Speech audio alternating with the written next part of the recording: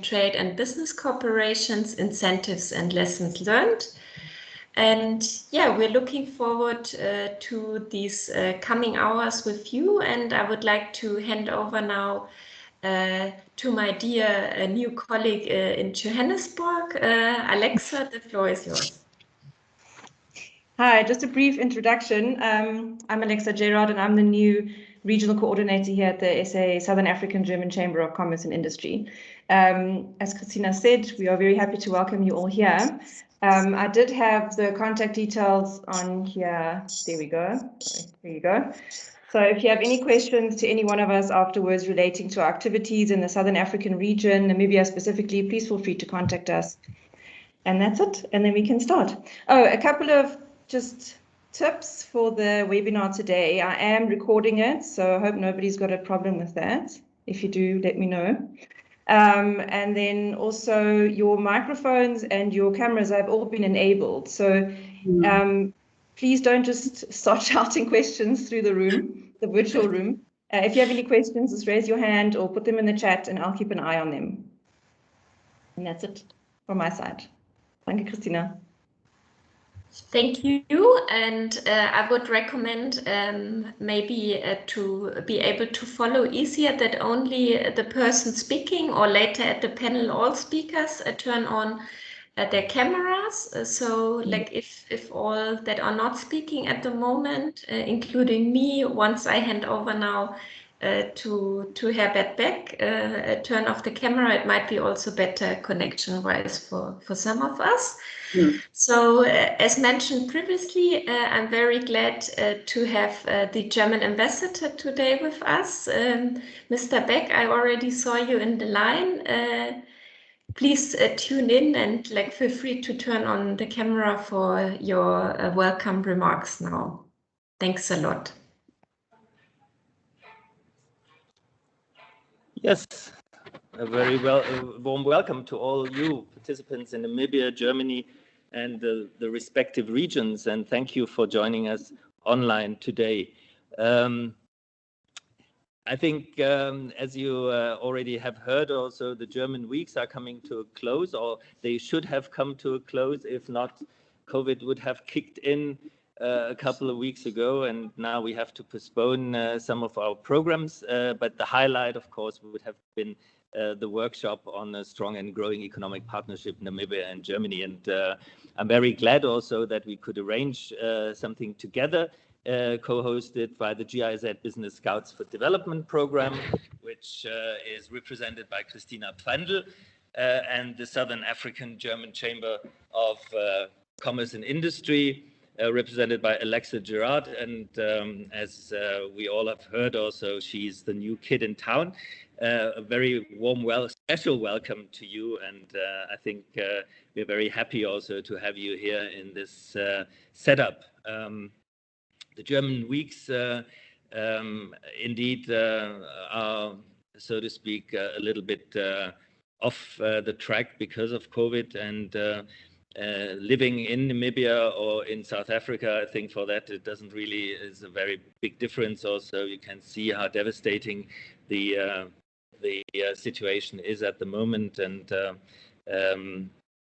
we try to also as Germany also to help Namibia in coping with COVID and with the third wave, which now so devastatingly this country. And let's see what we can do. And of course, if you look at COVID, you always have to think about what's happening after COVID, and I think we have to be aware also that the economic situation will be, of course, a great challenge for us all once COVID has passed.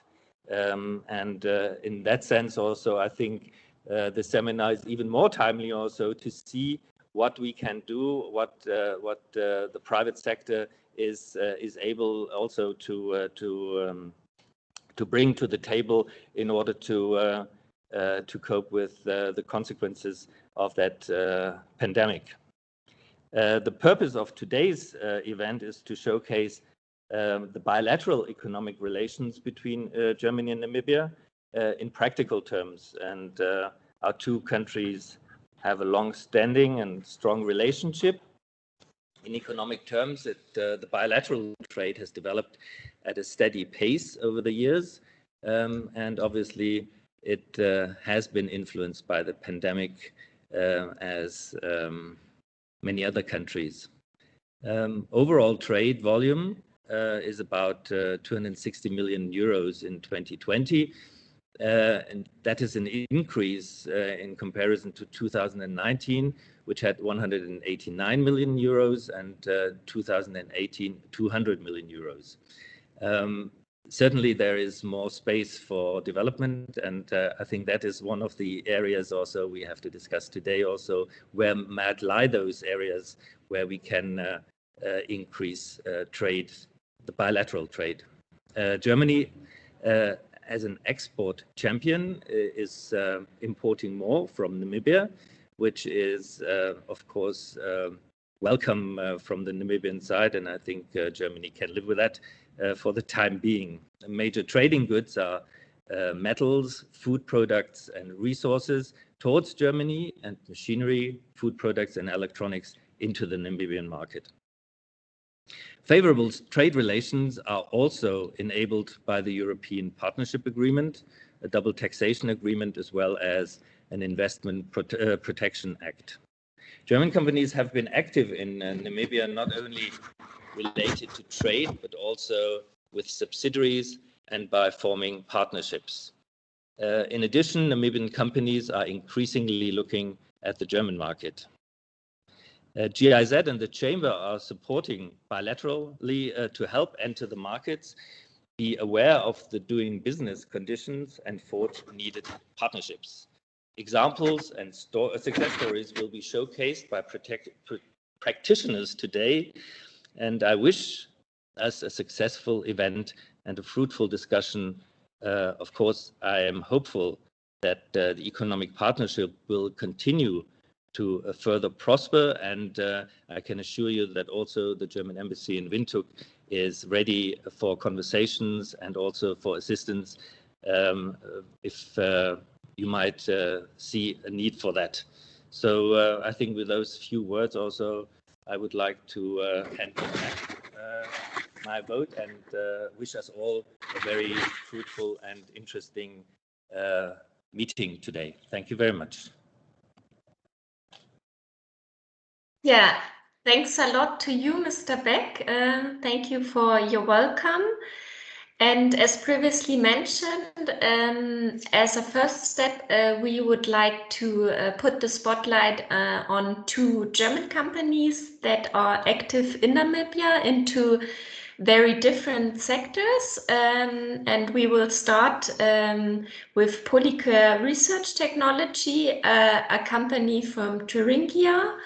And we have Dr. Gerhard Dust today with us, who is the CEO of Polycare and who will tell us more about their journey and their activities in Namibia.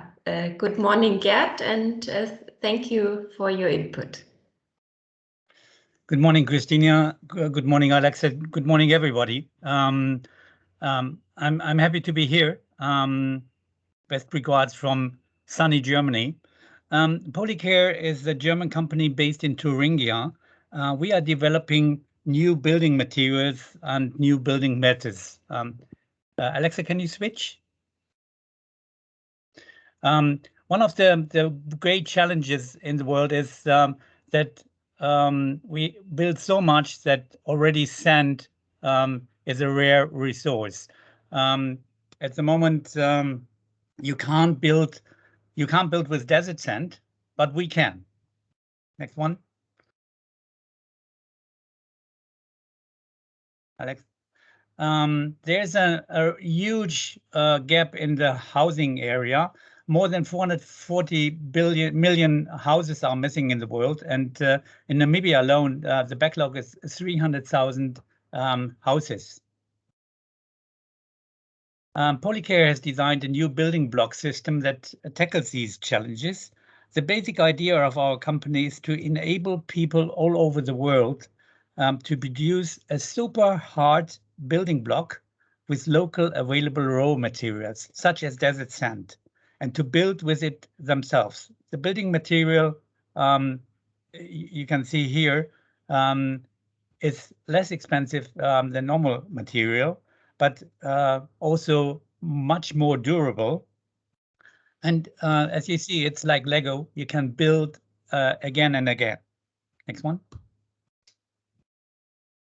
This is how it works. You just put it together like Lego. It's Lego for adults and outside.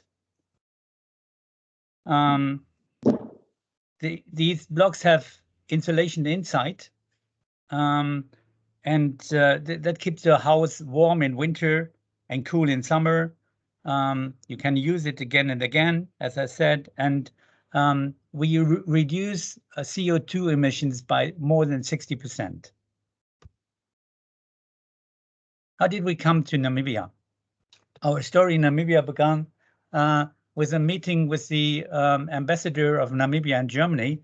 I sat next to him in 2016 during an event, and he told me Namibia needs housing. It has enough sand, desert sand, but not enough blocks.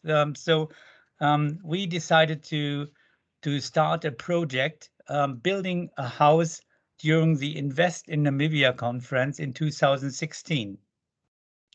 Next one. Alexa. So during this conference, we built this house within 2 days with the help of 4 Namibians. If you go one slide back. We trained these Namibian workers who never worked on a construction site before. We trained it during the process, and the young lady on the right-hand side, she has never done work on construction site before, and she was the most happiest person I've ever seen in my life, because when she stood in front of the walls she built, she was so happy about what she can achieve. Well, it was really amazing. Next one, please. So the house was built in 2 days. The president of Namibia opened up the house. Everybody went in. Everybody liked it. And that was our decision. Let's start an operation in Namibia with Namibian companies. And we had the help of AHK to help us, and GIZ. They set up meetings with local entrepreneurs, and we found 2 Namibian companies who wanted to participate with us into the market. We formed an entity and built Polycare Namibia in 2018. Next one.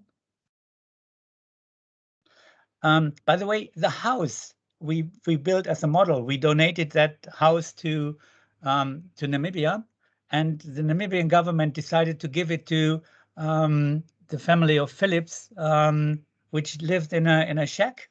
And the people who built the 4 Namibians who built the house during the conference, they dismantled the house, transported it to Ochimose, and rebuild it. Next one, please. And you might remember this young lady. She was then the leader of the pack to rebuild the house.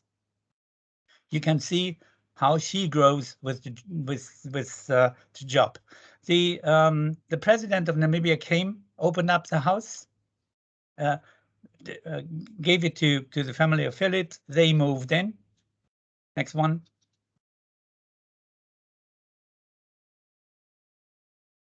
And this is a real big step for family Phillips, living in a decent house. So, and then we opened up a year later, we opened up the factory in Namibia. In 2019, the The factory employs 30 people, women and men equally, and we are building now in Namibia. Next pictures, please. So that's our factory in Breakwater. Everybody in Namibia who wants to visit the factory, you're invited to come and see. Next one. This is the production of the blocks. They consist out of 90% sand we found on site, and 10% resin imported from South Africa, but this resin is made out of recycled PET bottles. So it's a very green product. Next one. You see, these are all unskilled workers and found a job for the first time. Next one.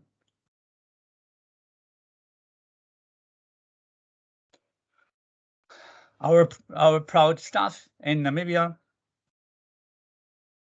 And now you see some of the building blocks on site. This is building a church in Mount Etio by local workers as well. This is the small church in Mount Etio we built within 2 weeks. These are the standard houses we are offering at a price of around $20,000 without land, but fully equipped. And this is one of our first settlements this one is in Rehoboth. The price per unit, housing unit, 2-bedroom house, including land, are 540,000 Namibian dollars. Okay, I think that's it for what we are doing. Why did we decide to go to Namibia? First of all, it is one of the most secure countries in Africa. Our first factory we've built in Africa was in Libya, and that was a nightmare experience with all the violence and the unrest. And so we are really happy to be in Namibia on that secure point. But on the other points, it is really a good governance. It is not as corrupt as you're expecting from Africa. It's, as I said, it's quite peaceful, and it has all the gadget which helps us in developing new products, and well. And one thing is, I'm really in love with the country because it's so beautiful. Thank you very much. This is for my part. Thank you. Thank you for showcasing us your work. And yeah, I've been to the factory twice, and I can strongly recommend it. It's very interesting. And yeah, just outside of Windhoek, as Gerd said. In case there are any questions now to Polycare's work, we would like to allow a few minutes to answer these questions of yours. I see one question here in the chat by Cardoso Chris. How does the cost compare to conventional bricks? If you just compare the bricks, we are slightly more expensive. But if you compare the whole cost for the building, because you're much faster, there's integrated blocks for electricity and for plumbing. If you compare the whole cost of the house, we are absolutely compatible. Christina, there was also a hand raised. Lucas, I think. Lucas, do you want to ask your question? Yes, please. Good morning, Dr. Gerard. Good Thank you morning. very much for that informative presentation. My question is on the ability of your product to stabilize desert sand. I would understand that you're referring to including the dunes at the coastal area that is inhabited by a lot of salt. Yeah. Does your product neutralize the salt, or does it just stabilize it in a sense that there will be no formation of crystallization? That is part one. Okay. Part two of my question is, can your product be used to stabilize bed material used in the road construction? Thank you. Okay. Yes, the binding process is that we use as a binder, we use resin, polyester resin, and polyester resin will bind every material very strongly. It's five times stronger than normal concrete into a matrix which can't be break up again. So it's once it's bound. It's bound forever, and even if it includes salt, it can't be affected by water because it's stabilized in this structure. And yes, we can also use rubble from whatever material. By example, our next factory in South Africa, we are using recycled material from a foundry, which normally can't be used anymore because it's really bound in that material. And it's to make that very clear, it's absolutely environmentally friendly because once it's bound, it never takes something out of the environment or brings something into the environment. Okay, thank you for that. And you have answered Mark Taylor's questions regarding your presence in the region, and if there is an office in South Africa. And we can answer that with a yes now. Maybe you want to say something on that. Yes, we are expanding at the moment, and the next factory, as I said, will be in Cape Town or in Atlantis, close to Cape Town, and we already have a lady working for us, a former colleague of Christina, and Isabel is based in Joburg. Okay, and we take the 2 additional questions in the chat, and then we would go ahead with another company example. So we start with Mr. Forey's questions on how did you overcome government requirements regarding Procurement Act, where state tenders are awarded to Namibian citizens only. Is your company 100% Namibian owned?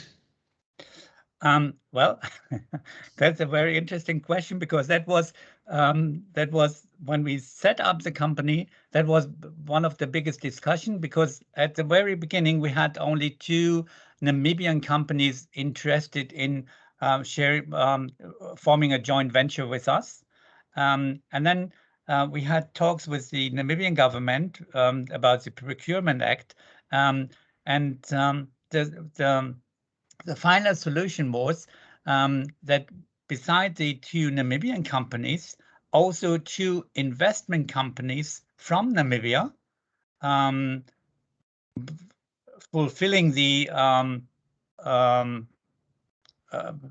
Black empowerment rules, are joining us. So now the company is owned 66% by Namibians and 33% joint venture from our side from Germany. But it's basically a Namibian company with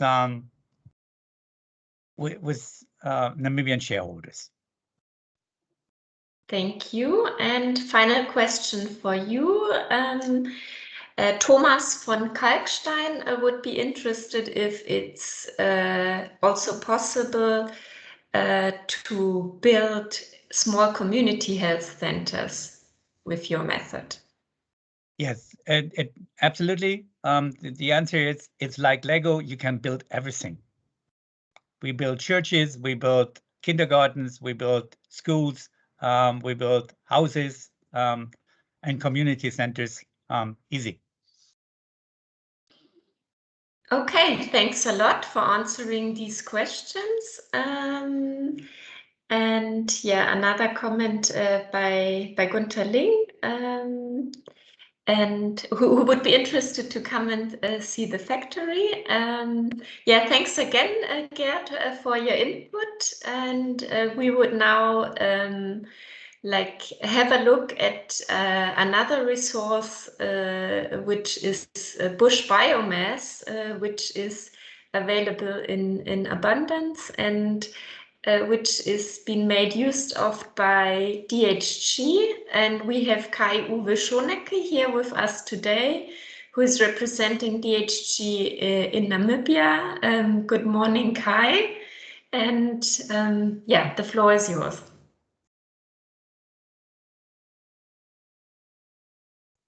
You're just still muted at the moment. Good morning, everybody. Good morning, Christina, and thank you for allowing us this opportunity presenting our company here. Good, yeah. As you were saying, this is a bit of a presentation about utilizing our biomass.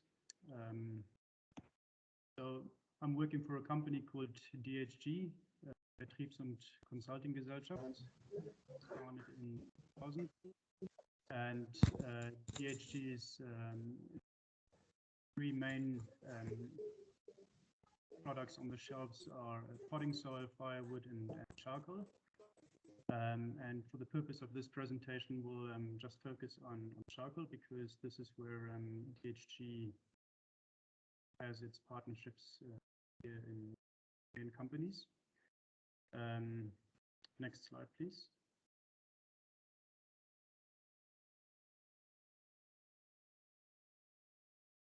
Thank you. Just to give you a brief overview of the general charcoal consumption in Europe, this is all barbecue charcoals used for entertainment and literally not industrial charcoal, but only for barbecue purposes. The entire mainland and England is using about 800,000 tons of charcoal per year. Kai, just sorry to interrupt. There's the question if you could speak up a little bit or come closer to the microphone. Yeah, is this a little bit better now? Yes, I would say so. Thank you. So DHG imports about, or roughly,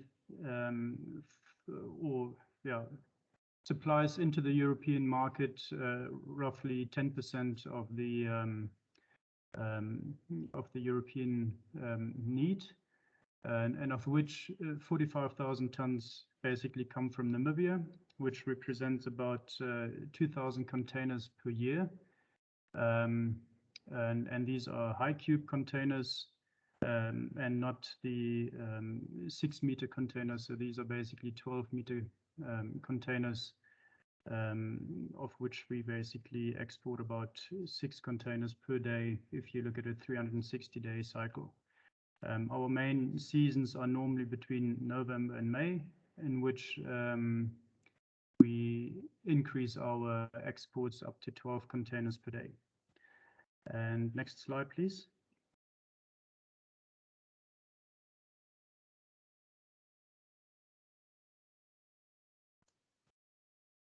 I think there's a bit of a lag between me changing the slides over and you seeing them. So what is our philosophy? Our philosophy is basically we'd like to keep the entire value chain here within Namibia, which means we have built up processes over the last few years, which basically pack and sort the charcoal for us. before they physically put it into a container and export it to GHG in Germany. So the processor is physically an establishment where charcoal is being brought in from farms, and this charcoal is being sieved into different fractions. From there, it's being literally then packed into bags, or as I've said, they're manufactured into briquettes before it's being packed into the containers. So with that comes obviously the producers, as you can see on the right. These are the general charcoal burners who physically produce the charcoal in the field together with the farmer, and then this charcoal is then being delivered to the processors. So at the moment, DHG has about 15 processors, 90 producers, and we basically cover a farmland of about 500,000 hectares. But not only commercial farmland, we have started to venture into communal land as well, and which is also one of our next larger projects in due course. All in all, we supply work to approximately 1,400 Namibian citizens, of which 900 work in processing plants, and approximately 1,500 are charcoal burners that are employed on the farms. Next slide, please. So this is what our charcoal processors do. They physically pack the charcoal into consumer bags, palletize it, ready for export. And next slide. And what I mean with that is we want to keep our entire value chain here in Namibia, which means that we don't export a single container of bulk charcoal, which means the charcoal as it is packed here in Namibia is a product which you can eventually get on any European shelf with the major large discounters, Aldi, Rewe, Lidl, and Edeka. Next slide.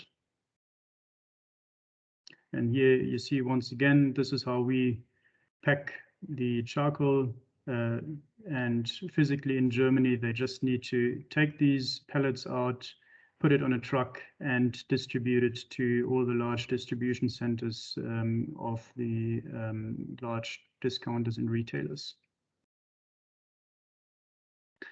So it's not only that we keep the value chain here in Namibia, but DHG also puts a lot of emphasis on certification of the production and as well as the processing plants.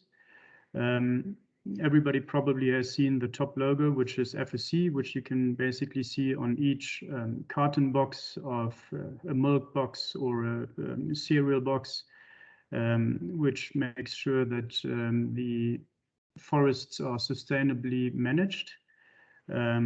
So this is basically the entry level to us as DHG market, which means that we only purchase certified charcoal from Namibia. We don't purchase any non-certified charcoal because we want to assure that the entire environment is being taken care of. We have management plans, how the charcoal is being produced, and with that also come the two next certification bodies, Amphora BSCI and Earthworm. And altogether, these certification bodies look at the three standards, or look at the three components, which is the environment, the social standards, and economic values. Social standards are physically that people have housing, that they need to wear PPE, which is personal protective equipment, that they have access to clear drinking water. And the economic values are that you have signed labor contracts, that you adhere to the Namibian labor law, And basically, all in all, these three certification bodies assure that the product which is delivered to the European market has a standard which is internationally recognized. We have also started a new process, which is our traceability process, which means that all our bags have a stamp or a QR code, which you as a processor in Germany, for instance, you can look at this QR code. You can send a picture to us, to our offices in Germany, and we would be able to tell you where this bag has been produced, roughly 200 hectares within Namibia. And also, I mean, we have our transparency, which is the next slide, please, where we are audited by the Earthworm Foundation, assuring that the charcoal production process and the processing process are literally not only certified but also audited. It does not mean that that if you are certified that you have been audited. So we literally invite these certification bodies in order to look at all our processes, look at all our systems, and eventually this is the reflection here posted on the charcoaltransparency.org website, where you can literally look up all our products and then compare them to our competitors as well. Next slide. Last year, we, together with one of our largest clients, we eventually received the Sustainability Heroes Awards, which is an award indicating that all the charcoal that we have supplied to Aldi has literally been sustainably harvested and eventually exported in such a way that the entire value chain is being kept here in Namibia. We have also our own little Namibian product, which we call Nambuko, which is the only charcoal product on the shelf which is certified by the WWF. Everybody knows the panda bear. And this is a product which we are very proud of. And we have selected processors here in Namibia, which have a really, really well set up processing plant in which this product here is literally sourced and packed. And this is our commitment, basically 100% Namibia and 0% rainforest.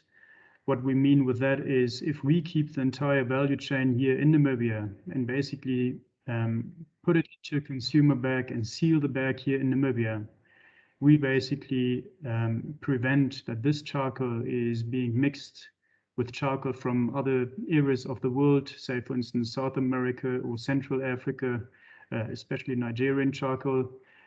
So we are 100% committed to keep our industry here, or to not keep, but also protect our industry here. So what are our DHG values? First of all, DHG has been in Namibia for over 20 years. But only in the last, I would say, 2-3 years, DHG has grown to such an extent that we have about just less than 18% market share of the Namibian charcoal production.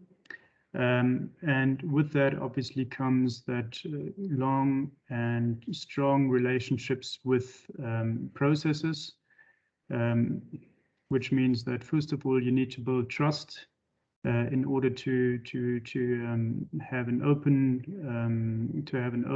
discussion with processors, to have a really good relationship with them. Yeah, and with everything comes the with all competitive industries comes the fact that you need to grow together, not only on the production side or processing side, but also within the distribution side in Europe, within the markets in Europe. And you can only achieve that if you basically hold hands and grow together. What we really believe in is that we strongly communicate everything with our processes, which sometimes is an advantage or sometimes is a disadvantage, because what we've learned is not all our processes are 100% loyal, but nevertheless, we share a lot of information with them in order to create awareness, because we are of the opinion that the charcoal industry here in Namibia is still a very young industry. And a lot of people here, especially in the last few years, have focused on producing charcoal, but still don't really understand the market dynamics overseas. And that's why we feel that we need to communicate as much as possible with our processes. And yeah, once again, as I said, we try to keep the value chain here. We are continuously improving on systems. Not only that, we also do capacity building. We are engaged with a project with the GIZ called Develop PPP, where we have different criteria, which over a 2 or 3 year cycle, which we need to goals that we set and which we need to reach, where we do training of charcoal workers, training within the production and semi-mechanization of the harvesting processes. But not only that, our entire focus is to basically bring this entire industry up to a level where we can further assure that we have a quality product on the shelf, and this is what basically our values and commitment to the Namibian charcoal industry is. And then we also have our own little ambassador. Everybody knows Ease, or a lot of people know Ease. He's one of our ambassadors in Germany, and yeah, we're proud to do a few things together with him. And I hope that in the next 2 years we'll do a little bit more promotion of the Namibian charcoal within the European markets. Good, and that was about it. Thank you. Yeah, thanks to you for that presentation, and also for emphasizing the importance of communication on the one hand, and also of trust to partners you work with. I would like to give the opportunity to the participants to raise their questions to Kai-Uwe. Currently, there are none in the chat, but please feel free to type them in now. I also shared a link to the Develop PPP program that Kai-Uwe mentioned, that is open to companies to apply with their project ideas.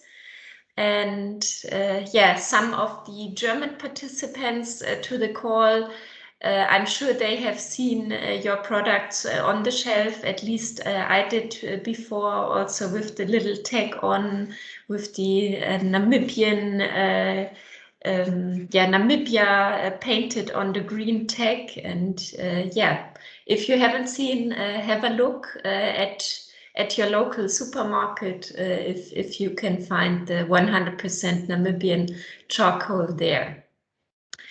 If there are no questions by now, I would like to thank you again, Kai-Uwe, and from 2 presentations of 2 lovely gentlemen, we would now come to 2 strong Namibian businesswomen that present to us how their journey towards Germany is going or went, and we would like to start.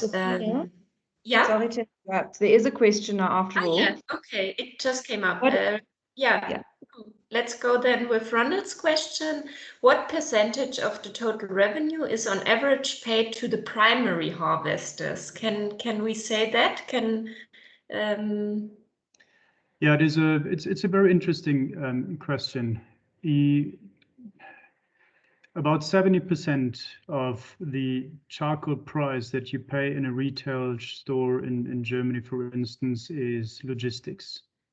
The value of charcoal itself within the bag is not a lot. It's about 8%. Yeah, what the value of the charcoal within the bag is. 70% is made out of logistics, starting here in Namibia, sea freight, storing of the charcoal, because it's a seasonal product. So you need to store charcoal in Europe for say 6-7 months before you can distribute it. The packaging of charcoal is fairly expensive. So eventually between 5 and 8% of the final consumer price in Germany reaches the producer here in Namibia.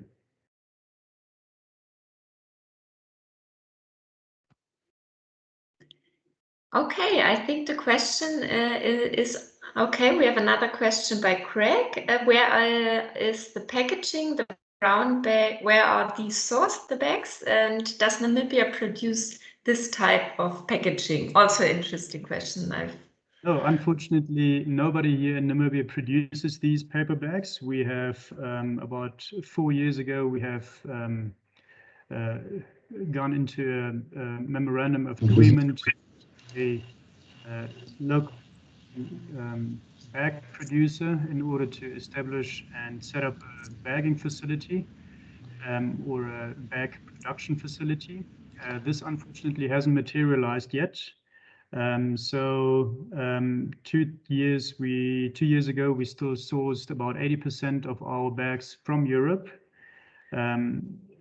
So these bags literally had to be sent down here in containers, unpack, open up the bag, fill it up with charcoal, close it again, and send it back to Europe. And in Germany, we call it Warentourismus. Yeah. So we basically went away from this, and nowadays 85% of our bags are actually sourced in South Africa. And there are only a few bags which the South African suppliers cannot produce. For instance, if the requirement for paper is 100% FSC recycled, not all South African bag suppliers can supply a bag like this. So these are the type of bags that we need to import from Europe. Thank you also for this this answer, and yeah, maybe a new business idea as well. So as previously mentioned, we would now like to switch perspective and have a look at 2 Namibian companies, both female-owned. And I would like to introduce to you now Nambupa Nengola, who is the CEO and founder of Taneta, a company that has been established in 2015. And yeah, good morning to you, Nambupa. Thank you for joining in and telling us more about your journey towards Germany and the German market, to also give participants an idea of that direction of business cooperation. Thank you. Thank you, Christina. I'm just checking. Can you hear me well? Very well, yes. Thanks. Okay. Alexa, maybe you can move to the next slide. I would just like to say thank you for inviting Taneta Investment to participate in this event. As Christina introduced me, my name is Nampa. I am the founder of a small family business, Taneta Investment, which was established in 2015.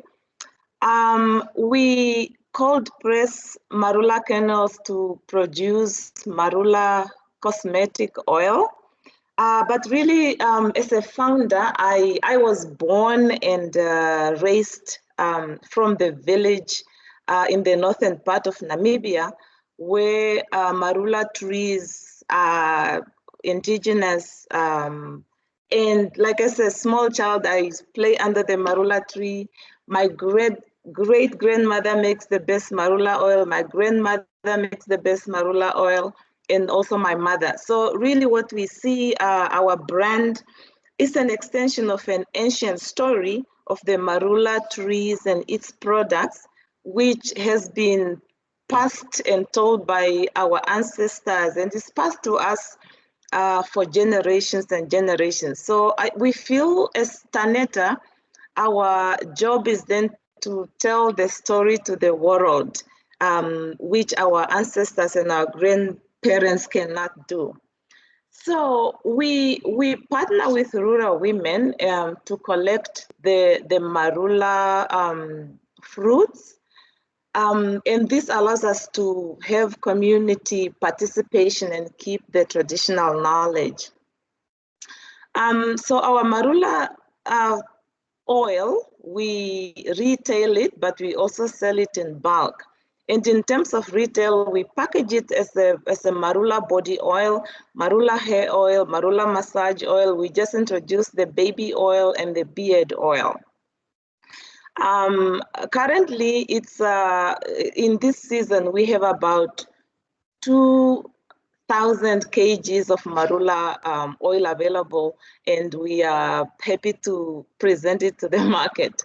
As a learning, we have so far exported on a very small scale to the US, to UK, and we get some customers through our online store.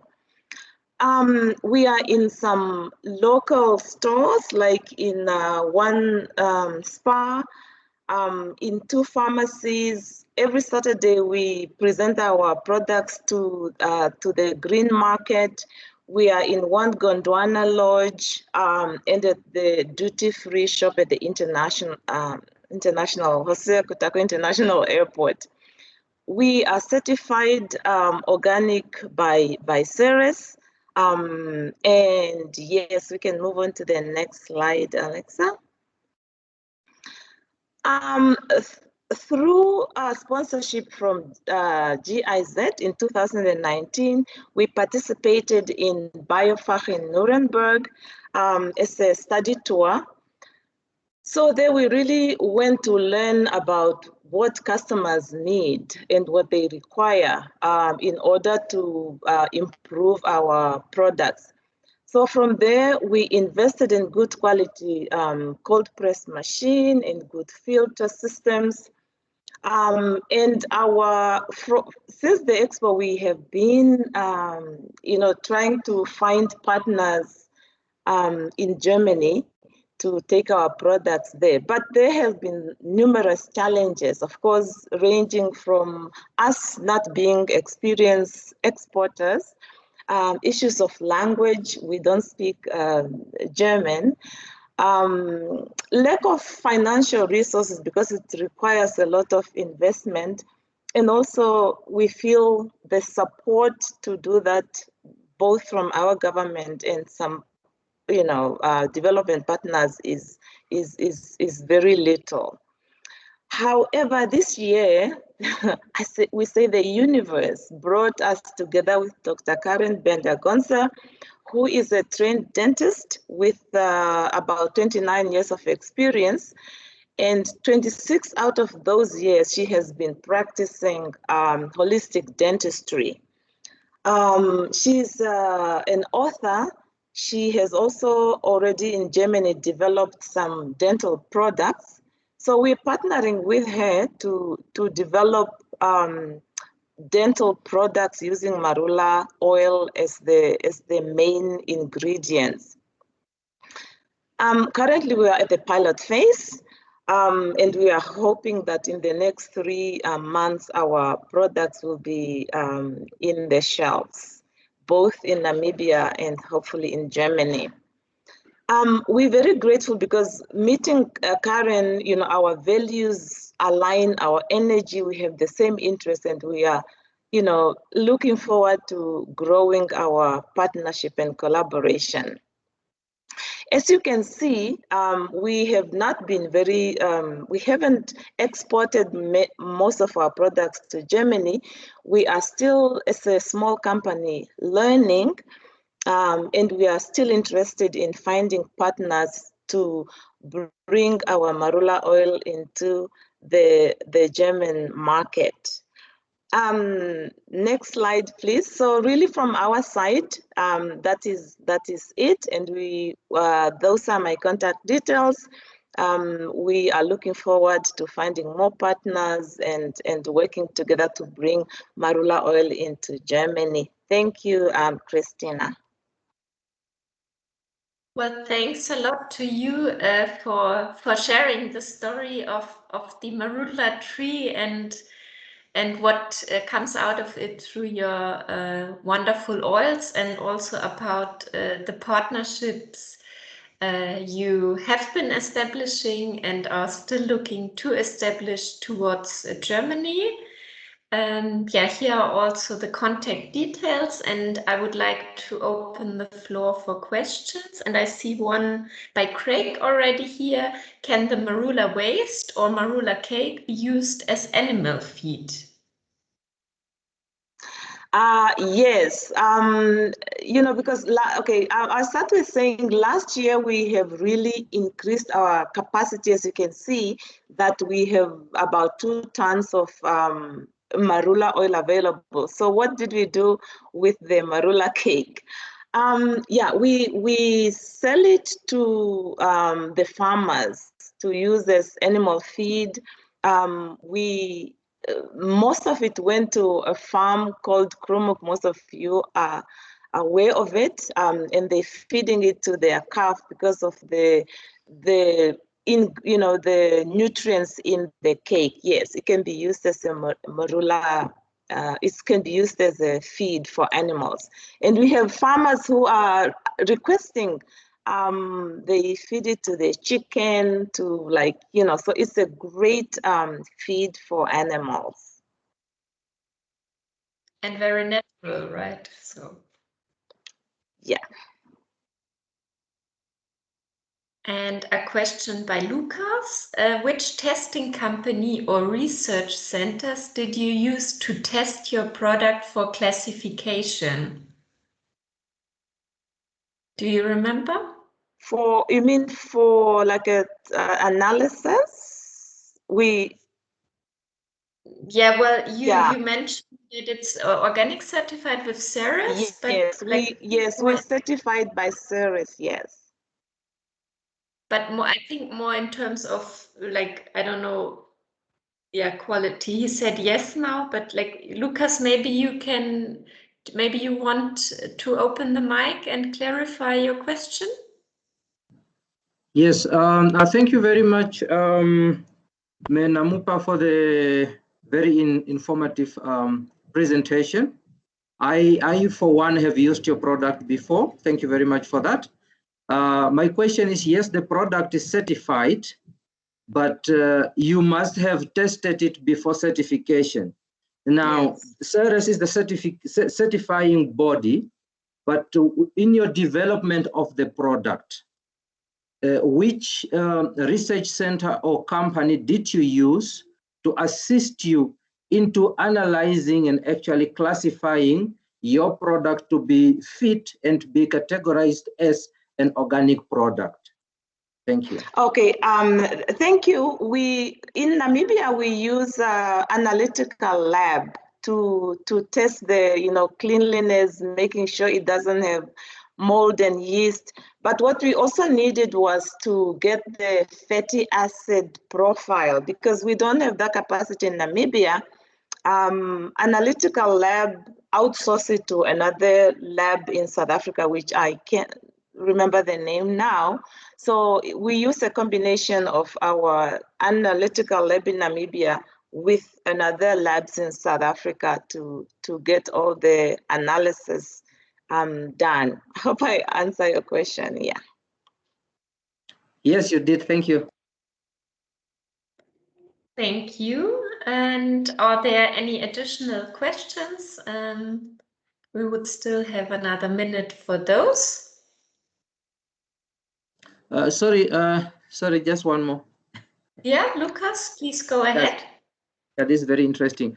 So, for example, Namupa, you say this is your company solely owned by you, I believe, or is it a family business? Regardless of that, are you open to venture into other products? Say, partner with other producers who have got similar oils, but probably they don't have a market. So, are you willing to take up other producers to partner with them in the view of promoting their products through your band or through your brand? Thank you. Thank you, Lucas. Of course, we are a family business, 80% owned by women because we have 3 daughters and me, and then 1 man who is my husband. But we are very open and learning company. So we are currently actually busy developing in partnership with a company in South Africa, developing hair products using marula oil, but those products are mainly for 4C hair. You can see like our black natural hair. So we are partnering with them to develop those products, but we are again open to discuss any other partnership possibility with a company. So yes, the answer to that question is definitely yes. So thank you for that question and also for your answer. And yeah, we are looking forward then to new products from Taneta in the field of dental hygiene, what you mentioned, but also hair products. Thank you again. Thank you. And from the marula oil, we would like to tap into additional natural resources and products made out of these natural ingredients from Namibia by another female founder. And I'm happy to have Sophia Sneeman here with us today from Desert Secrets. And yeah, we are interested in hearing more about your journey towards Germany and about your company and its products. Thank you. Good morning. Thank you very much for the opportunity. Yes, Desert Secrets, it's a Namibian company. We started in 2013, already a few years ago. We produce natural body care products. The whole concept was really inspired by our Namibian natural resources. I love plants, I love my country, and I love to develop natural products. At that stage, it was very difficult to find, because in Namibia we don't produce a lot of products. Most of our products are imported. Because I'm coming from the tourism industry, my family's in tourism, I grew up in tourism, I worked in different sectors or components of the tourism industry.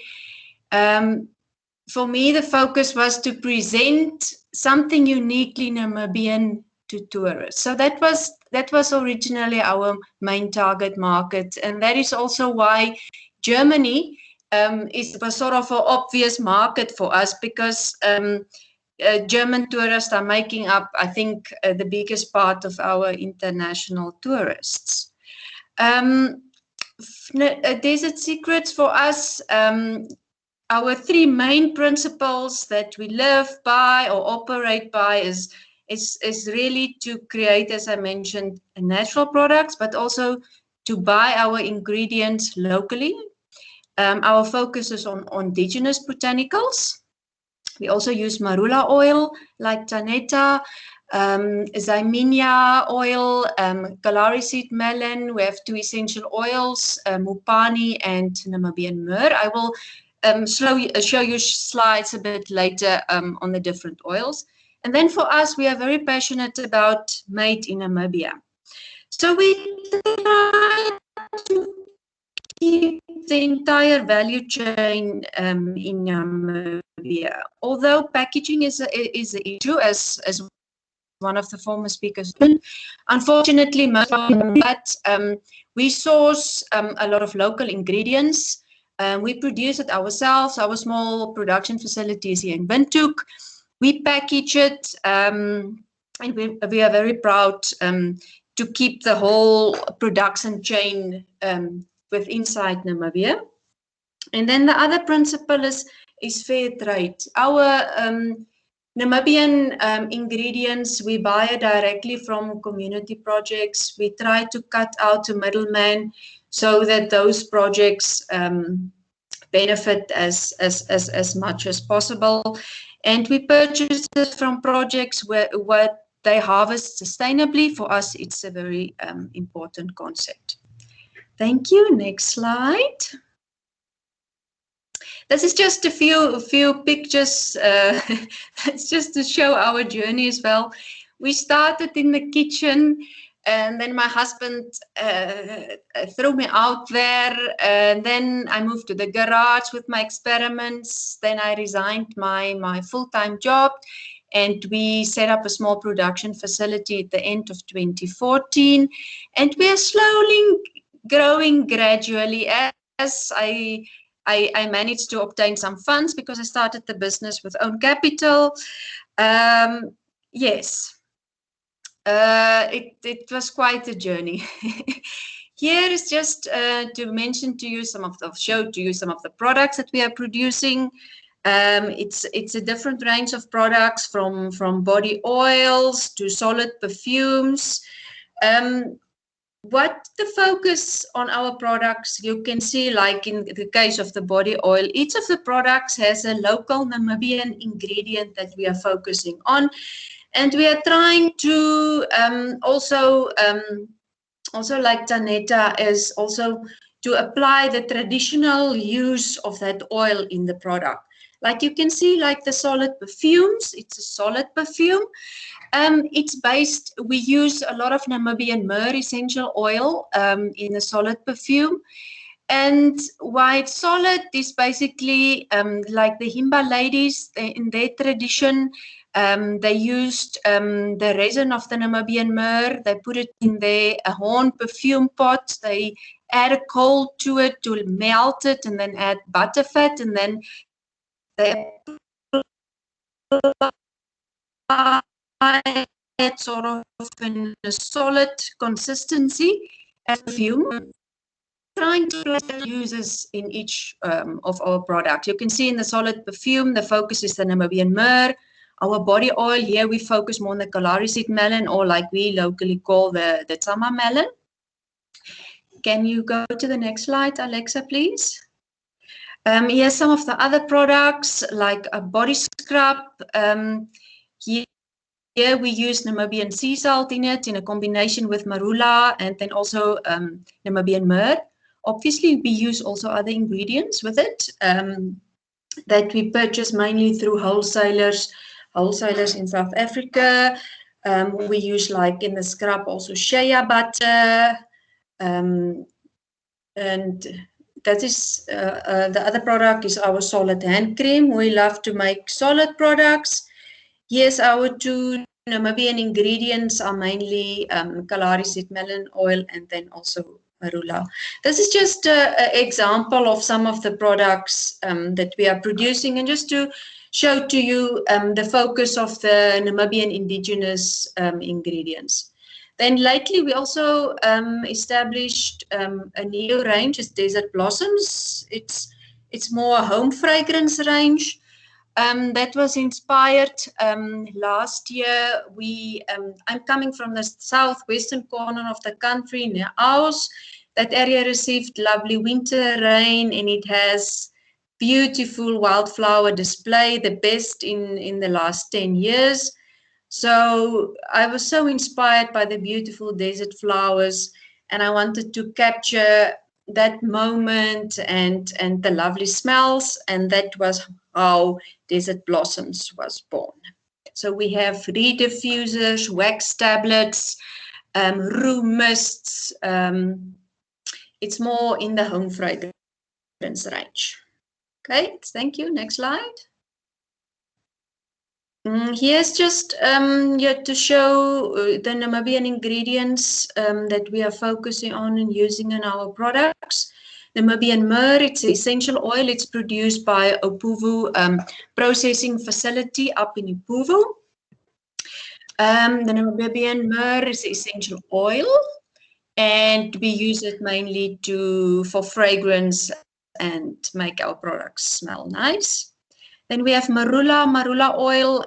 It's a base oil. We use it basically in all our lotions, all our washes, most of our solid products. It's a lovely oil. I agree with Danetta. Thank you. Next slide. And then Mupani is also essential oil. It's also produced by Opuvu processing facility. Mupani we also use to fragrance some of our products, but we also make an insect or specifically mosquito repellent. It's very good to keep mosquitoes away. And then we use Zyminia oil. We make a lovely rich body cream with the Zyminia. Yeah, that is one of my favorite oils. Now, I just want to take you through our journey. How did we end up now with our German partner? With cosmetics, let me say, as I mentioned before, tourism, Germany is a very, very important tourism market, and because our focus was to sell our products to visiting tourists, Germany is really an obvious choice for us for exports. We received a lot of, after tourists, they visited Namibia, they went back to their country, they apply the products, they use it, they have good memories of Namibia, and they contacted us and they wanted to know how can they order from us. And most of those inquiries was mainly for Germany. So we realized, listen, this is a very important export market for us. There's definitely potential in it. But for cosmetics, it's complicated. It's not just producing a product, finding regulations, EU regulations, before you can bring in products to the EU. You also need to appoint a responsible person, as it's called in the cosmetic regulations. That person represents then actually you in the EU. That person can also be your distributor or your importer. Like in our case, our responsible person is also our agent, distributor. He is representing us in the EU. Our current partner, there was a lot of requests, but because you are also scared which is now the right partner, you are a small business, and there was a lot of interest from Germany, but the partners at the other side, they didn't really understand the cosmetic regulations and also the huge responsibility that they take. So luckily, I met my current partner, my German partner, via a business friend. I'm very grateful. It was through Stephanie that are also producing cosmetic products from Nara Products. So Volker Harold is our responsible person. He has a business called Namibia Naturals. Their focus are mainly online. Them selling mainly online. Recently, they also have joined forces with other online shops selling Namibian products in Germany to jointly market in Namibia. It's called Namibian Shops. So it's all Namibian products. It's the gin, it's beer, it's everything that comes from the Namibian. So it's not only cosmetic products. So, and the platform is then made mainly through tourism establishments, because most of the people that order the products online in Germany are people that love Namibia, or they have connections, or they have traveled to Namibia, or they wish to travel to Namibia. And that's why this joint marketing effort with tourism establishments are making absolutely sense. Currently, at the moment, sales are a bit struggling. It's not. Oh, let me just say, we started this relationship in November 2019. So we realized it takes time to introduce a new product in such a huge market of natural products, because in Germany there is a huge demand for natural and organic products, but there's also very a lot of other local companies that are producing it. So competition, it's very stiff. But at the moment, it was going sort of okay. But at the moment, my responsible person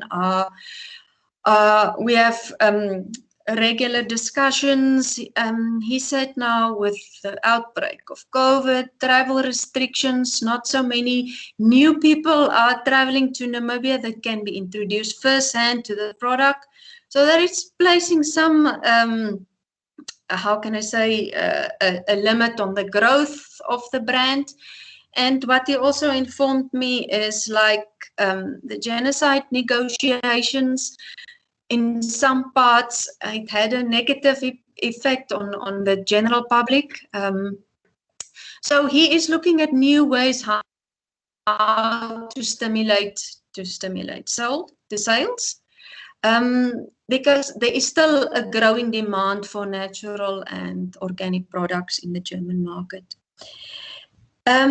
Yes, a partnership, you need, a former presenter also mentioned it, trust is very important, and your partner needs to have a feel for your product. I think Taneta Mumpa, sorry, Taneta, in your presentation, you also mentioned it, that feel and the appreciation of the product, and to find the right markets and the right clients for your product is extremely important, and trust it's a very important factor. And I'm very glad to say that I can trust my German partner.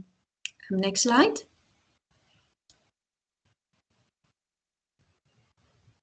Yes, just a photo. That's me and the German partner. He came to Namibia. I took him to the area where I grew up. I showed him some of the plants in the areas that really inspired me to create this brand, Desert Secrets, that are really, it was my way to portray Namibia, to showcase Namibia to the world. We have a beautiful country. We have such interesting indigenous resources. So we were just sitting there underneath a tree and having lunch, and we were just chatting about Namibia and the area, and I showed him some of the plants. It's just to get that feel and introduce him to the product. Next slide. Yeah, thank you very much. It's the end of my presentation. Any questions, you are welcome to ask. Thanks a lot, Sophia. Yeah, if there are any questions to Sophia and her market entry into Germany or her products, please feel free to raise them now. I think we would allow time for one question and then switch to the panel, because we are a little bit in delay for that, but we still have like 40 minutes or so. So if there is a question now for Sophia. Yeah, the key guy. No, I think just somebody has the microphone on in the back, but taken or? Yeah, maybe as a reminder, yeah, we have a question here now by Uaruka Kanji. Do you also sell your product to individuals who wish to resell? I guess more in Namibia. This question is more referring to Namibia, like on the ground. Yes, at the moment we have retailers in Namibia that stock our products, and we also sell directly. Obviously, not for the wholesale price to the public, but for the retail price. I don't know if I understand the question. The question is to individuals that want to resell. Yes, if you have your own shop, yes, definitely. We supply to individual outlets that then resell the product to the public. Yeah, I hope this answers the question, and we will share Sophia's contact detail as well. Yeah, there's a thank you in the chat. So yeah, thanks again to you, Sophia. And like I would now like to invite all panelists to turn on their cameras so that we virtually at least can set up a little podium here. And we have the previous business representatives from the 4 companies that presented their journeys. And additionally, we have 2 new speakers, 2 new faces with us. And this is on the one hand, François van Schlatwijk from the Namibia Investment Promotion and Development Board, which has been established earlier this year, or set up formally now at the beginning of this year. So very warm welcome and good morning again to you, François.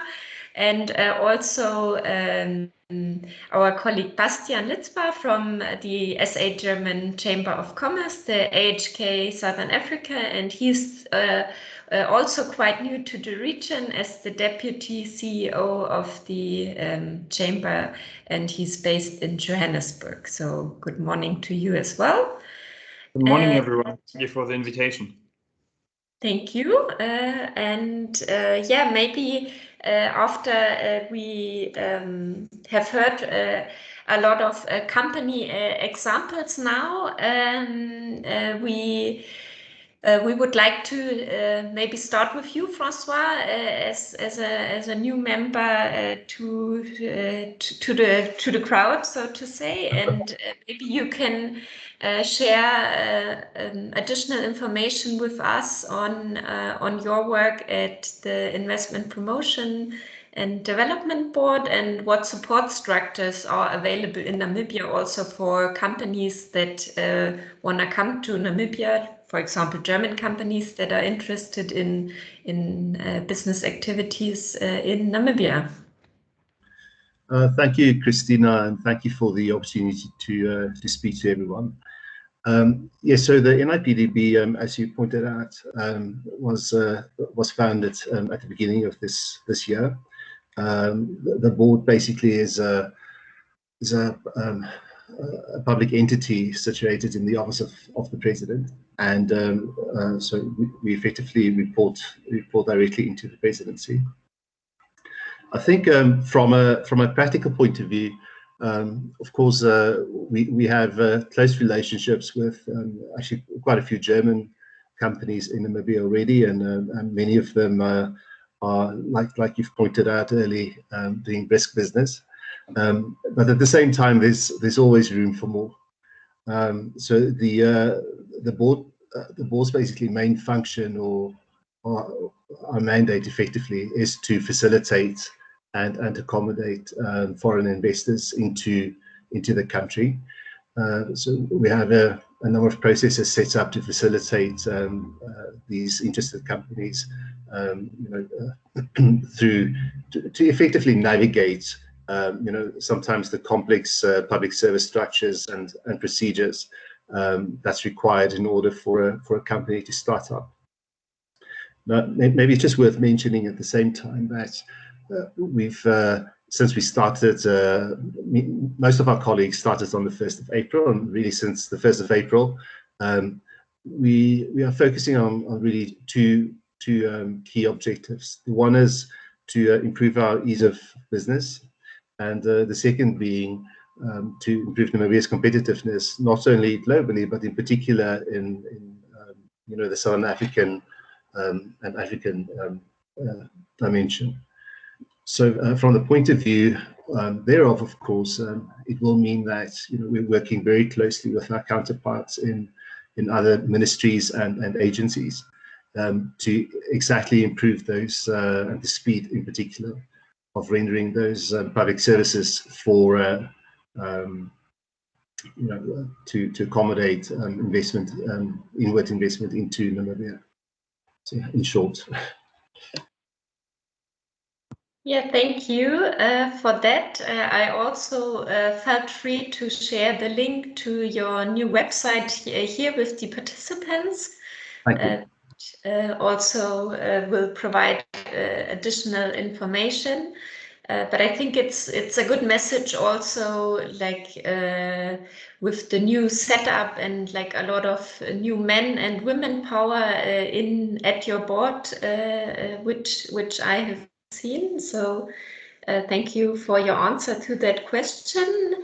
Kai-Uwe, maybe from your perspective, what advice would you give to companies tapping into the Namibian market, apart from maybe getting in touch with Francois and his colleagues?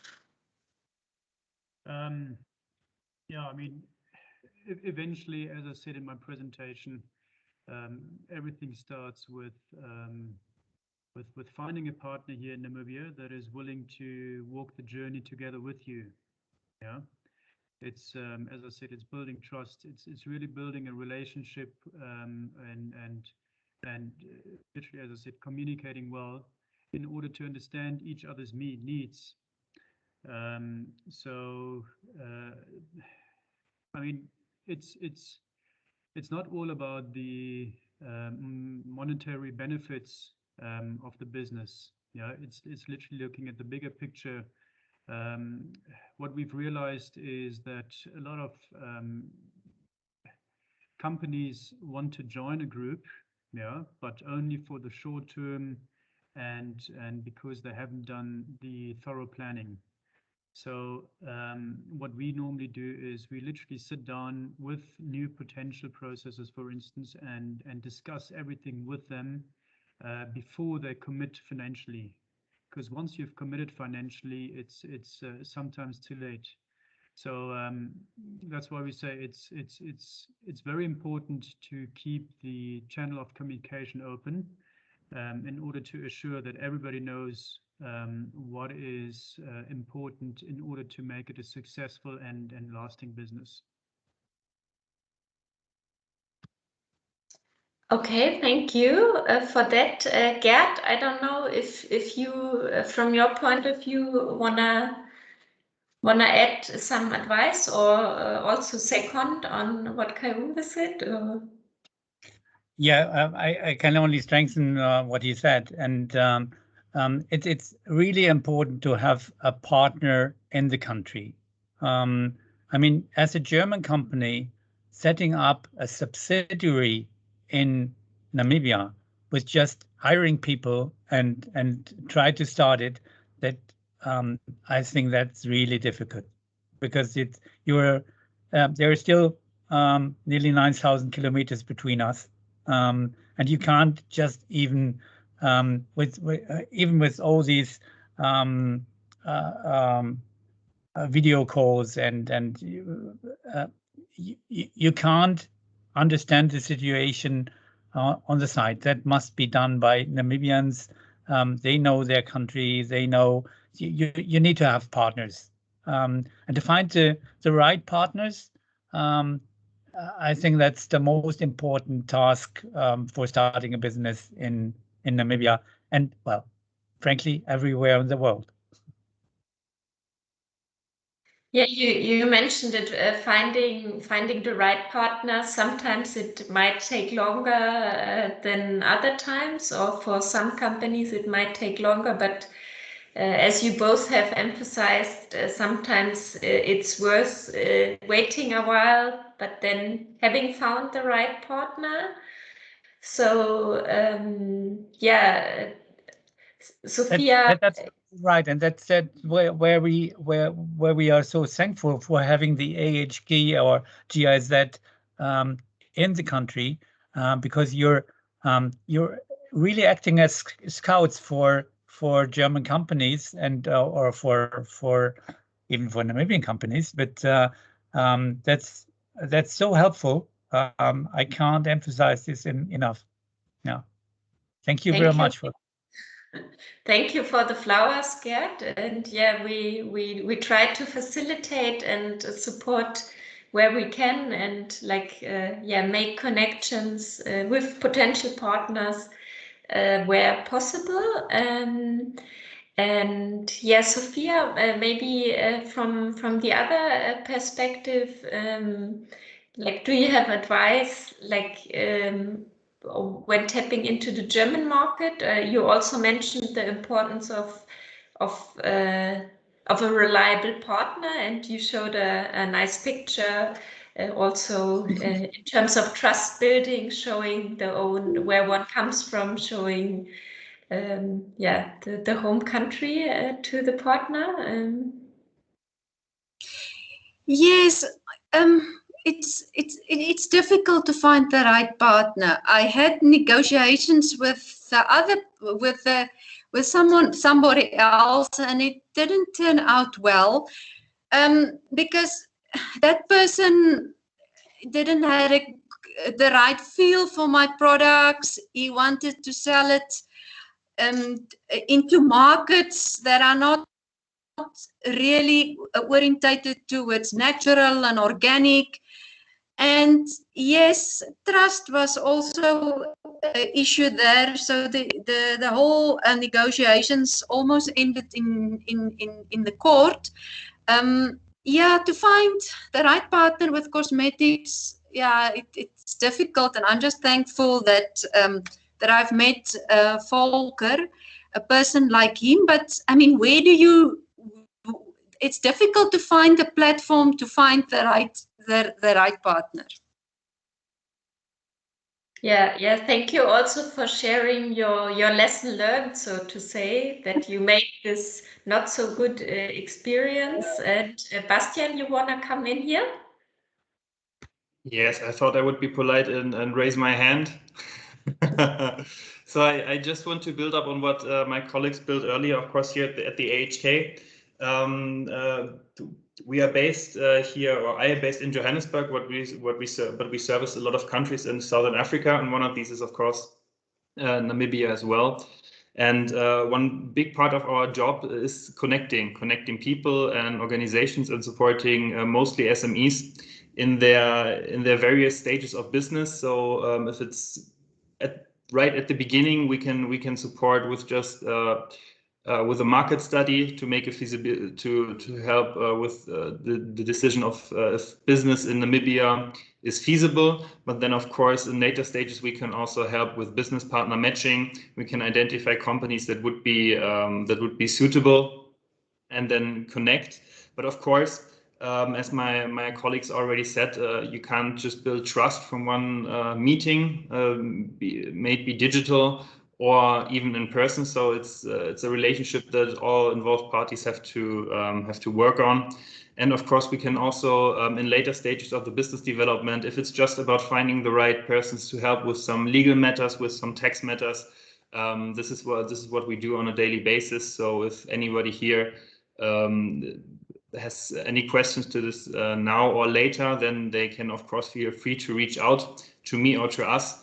We also have competence centers here at the AHK for various industries, for energies, for environment, for agriculture, and for mining and mineral resources. So we also do have the knowledge behind it. So we are also always very happy to support and help. Thank you. Thank you, Bastian. François? Thank you, Christina. No, just to add to what Bastian was saying, we found, and actually not only ourselves, but actually significant research has been done on this particular topic of project preparation. So we often find project owners approaching us, but they're not halfway where they should be, and so to a certain extent, an ill-prepared project plan, and in particular, if the business plan doesn't really touch on the very core issues it should be touching on, in so many ways, you raise the risk of failure in very early stages. So I think also from a project selection point of view, so by the time we look at projects, and unless it's been kind of rigorously tested, it's very, very difficult for us to accept a project as part of the project pipeline we then drive forward, because there might be, and there possibly are, more deserving projects that are properly prepared, where funding has at least been addressed in some way. So our board doesn't listen. I mean, we don't raise funding or provide funding, but we provide, how shall I say, the support in order to establish yourself and be able to do these things. So it makes it quite complex, I think, for organizations like AHK and also GIZ, from a support point of view, and also our board and other and our other colleagues in the OMAs, to actually really be effective if project owners come to us with half an idea and half a plan. I think we recognize as government, we recognize that there is a need for this project preparation, and as I said, I know in civil society, but also with NGOs, a number of these services do exist, but clearly not enough.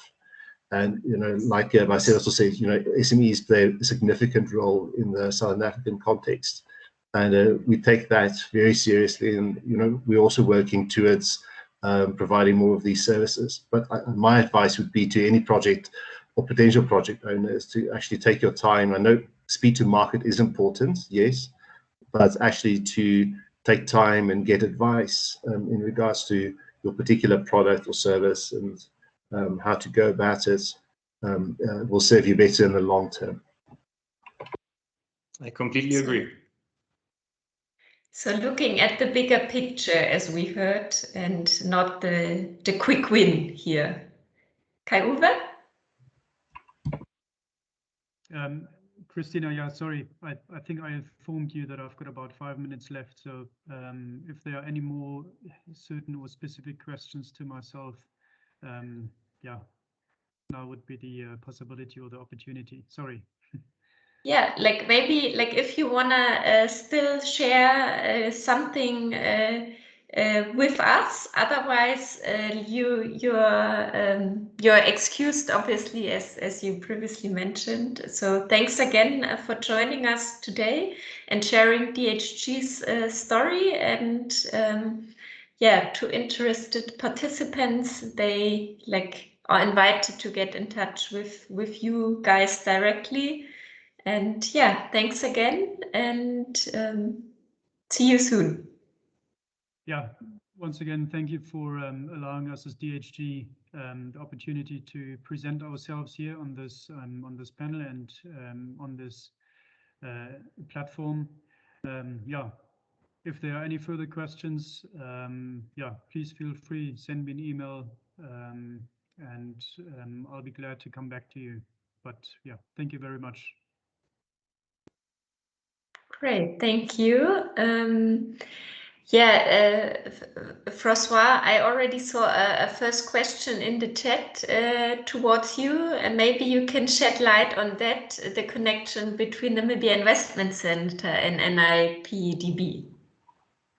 Well, thank you so much for that question. So effectively from the 1st of January, the NIPDB assumed the role of the investment center. So the investment center stopped existing in its totality. We also assumed a number of other services and roles from the Ministry of Industrialization and Trade. But broadly, the offering is almost the same. I think you'll find though that so when the president recruited our CEO Nangula Wanja, and she might be very familiar to many of you. So Nangula is a veteran of Pricewaterhouse. She was the country director for 10 years plus, and so she's well known in the professional services arena. So the organization really as it is now is really a blend between public service and the private sector, and we felt that was quite important in order to be able to I think understand the needs of the private sector, but B, also be able to deliver in a format and at the speed which private sector sometimes needs. I think we're very blessed with our public service colleagues, and we as such took over from NIC the tremendously experienced public sector workers. They of course understand the rules and the regulations around government a lot better than we do, and I'll be honest to say that we make the odd mistake, and we're thankful to have them by our sides to kind of push us into the right direction. So it's a dynamic team, and I think with a varied body, which is helpful in this particular circumstances. But no, so the NIC doesn't exist anymore. Thank you. Thank you for clarifying. Yeah. Yes, I have a question to Francois. I mean, you are now the new broom in the room, and I would like to know, what have you identified as the main challenges to make it easier to do business in Namibia? I mean, I had some experience, good and bad ones in Namibia. So I can share some of these experiences with you to help to make it easier to do business in Namibia. But is there already a list of things you have identified and work on? Thank you for that question, Dr. Gerard. Actually, there's a very long list of things. Unfortunately, government is quite complex, and as leaderships in departments and ministries and agencies change, then sometimes the priorities change as well.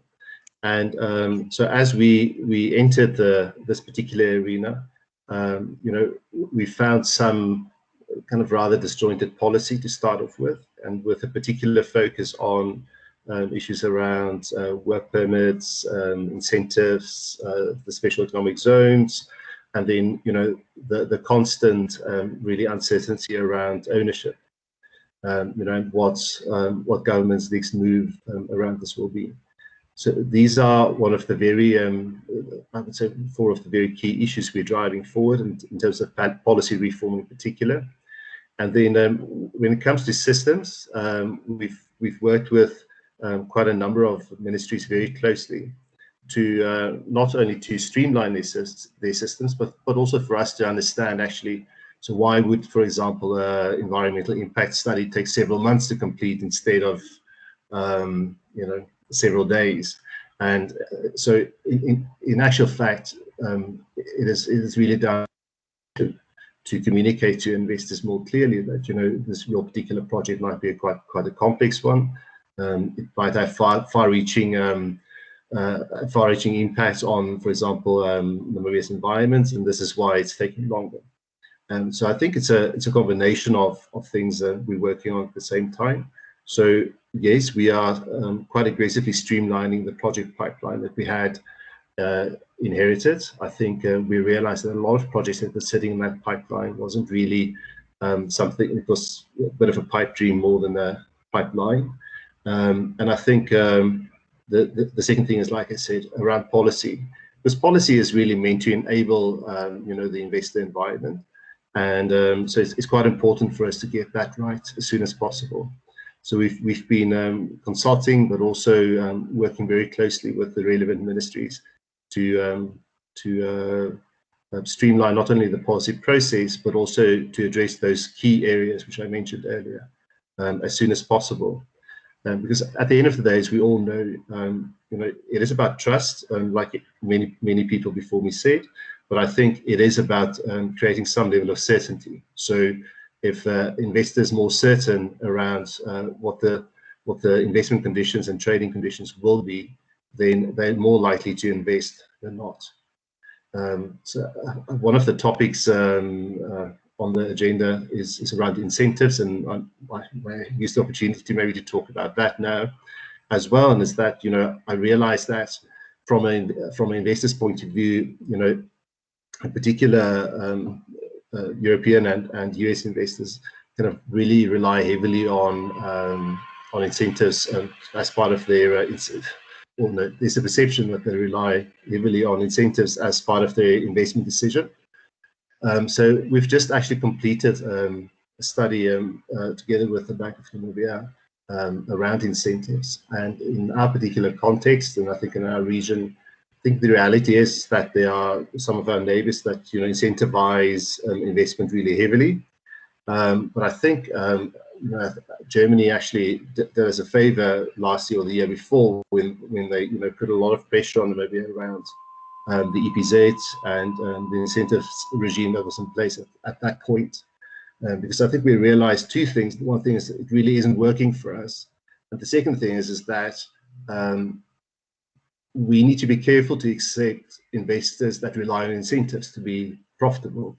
And I think those kind of marginal businesses do create problem areas. It costs a lot of money longer term to government or to the country, and it's about hitting that balance. So yes, we are currently considering actually quite a wide range of quite flexible incentives, and we're working with the Ministry of Finance to kind of bring those to a point where they can be implemented. But I think tailored incentives will possibly be the way forward for us instead of a blanket incentive scheme like we've seen in the past.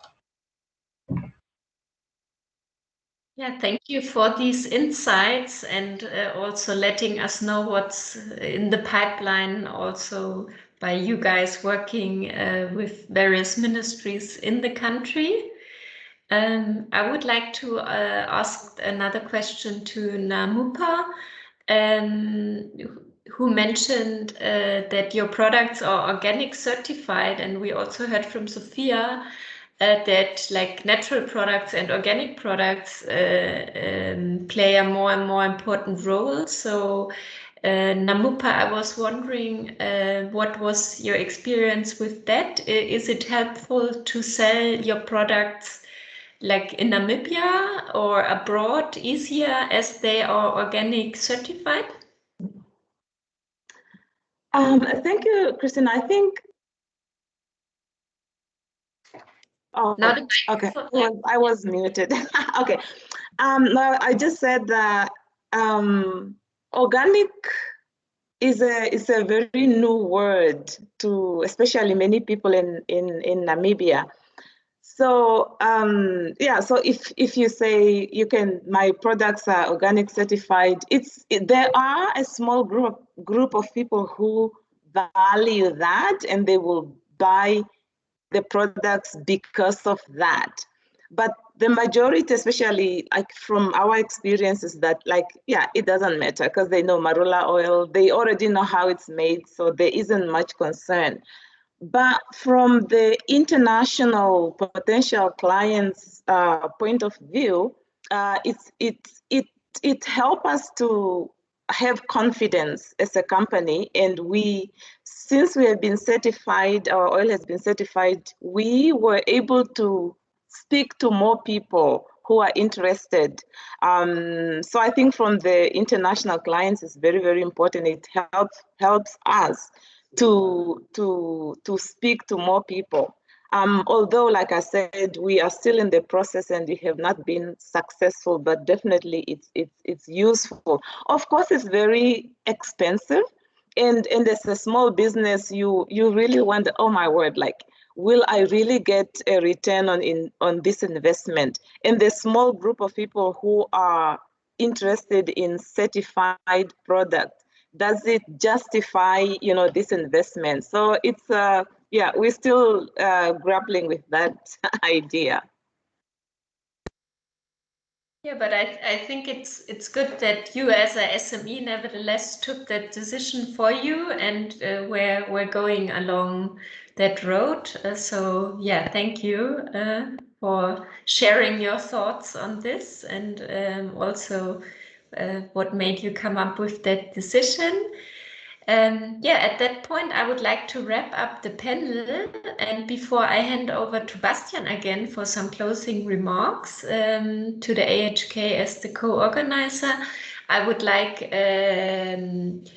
to send Herbert Beck's regards. He had to leave a few minutes ago, and maybe some of you read in the chat already that he is wishing everyone success in expanding this economic cooperation we have between Namibia and Germany, and also that the German embassy in Windhoek is very open to also support, and so that you can also get in touch with the ambassador, or more maybe his colleagues at the embassy working on trade and business related issues. And yeah, me as the moderator, I would like to thank all panelists and speakers for the inputs, and also the AHK Southern Africa for their cooperation.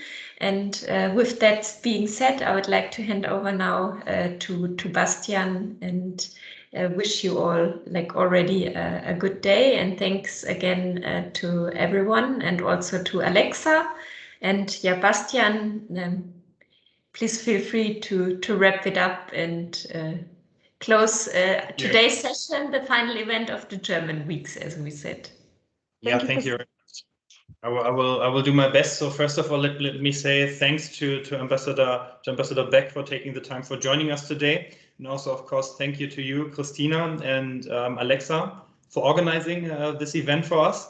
And of course, all the business representatives and participants who took the time to join us today. So I think personally, I've learned that with Lego for adults, you can build beautiful houses and also beautiful churches. That was very interesting for me to learn. And I will also be happy to grab some sustainably made charcoal the next time I will be back in Germany, and the next time I will actually be able to have a barbecue in Germany. And yes, I would have very much liked to make this my first opportunity to visit Namibia today, but of course things are happening out of our control, so we will have to postpone that. And I will also make sure to pick up some cosmetics from the business representatives the next time I will be able to visit for my mom in Germany. As I said before, to all the business representatives, if you have any questions, need any help with your business, please feel free to reach out to us at the AHK, but also, of course, at the other representatives here. And I do not want to take any more of your time now, and say again, thank you for joining us, and we're looking forward to hear from you, and also meet you in person as soon as possible. Thank you very much.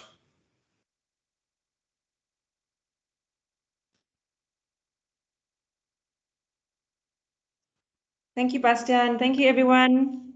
Thank you. Have a good day, everyone. Bye. Bye. Thanks for Thank joining. you. Bye-bye. Bye. Bye-bye. Thank you very much. Bye. Thank you for everything.